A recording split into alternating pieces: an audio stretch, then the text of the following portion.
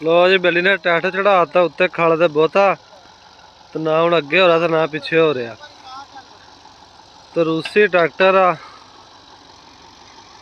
तो डिस्क भी एक किली रहिंदी है पिछों खोलण वाली।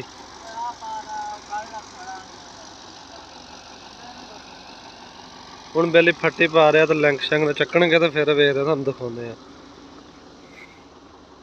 आ देख लो डिस्कां फुल ही खोली खड़े आ, एक किली पिछे रहिंदी आ।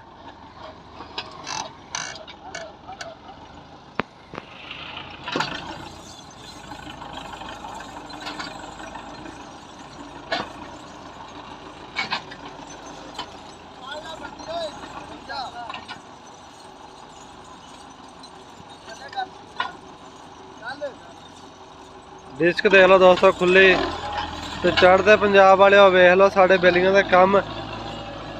एक सी पहली सी ला लिया दौर में थानू विखाते हैं रूसी की कारकर्दगी।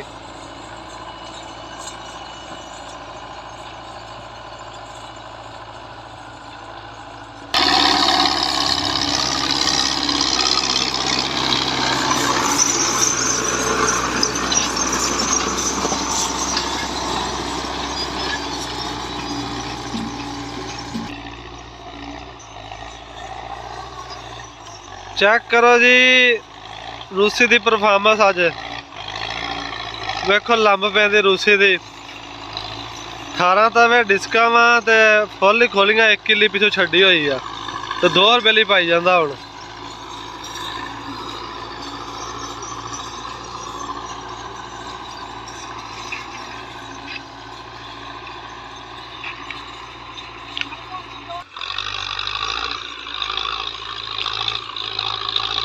मोड़ तो जाके ट्रैक्टर बह जांदा पता नहीं जगह गिल्ली आ या की रौला वा तुहाडे सामने आ देख लो।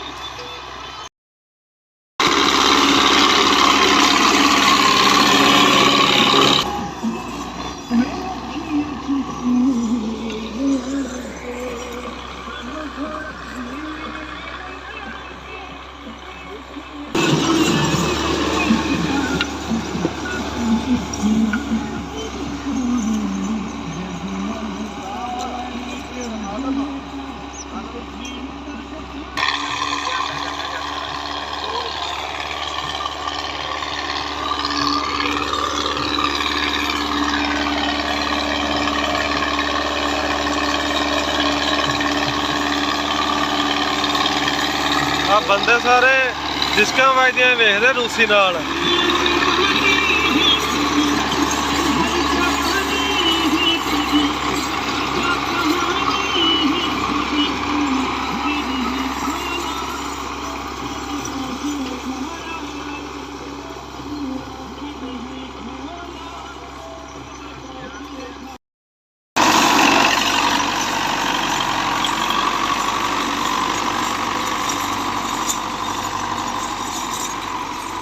दोस्तों कमेंट दे विच अपनी राय का आधार जरूर करना कि तुहानू साडी वीडियो किदां दी लगी ते चढ़दे पंजाब वाले खसूसी भी अपनी राय का आधार करियो।